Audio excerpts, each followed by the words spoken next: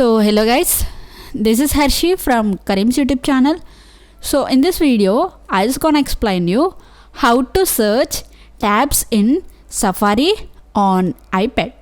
So without wasting any more time, let's get started.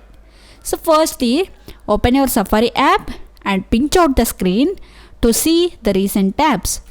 I have three types of recent tabs here.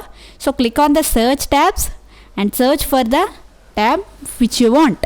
So this is how you can search tabs on Safari by pinching out your screen and searching for the tab. Thank you for watching.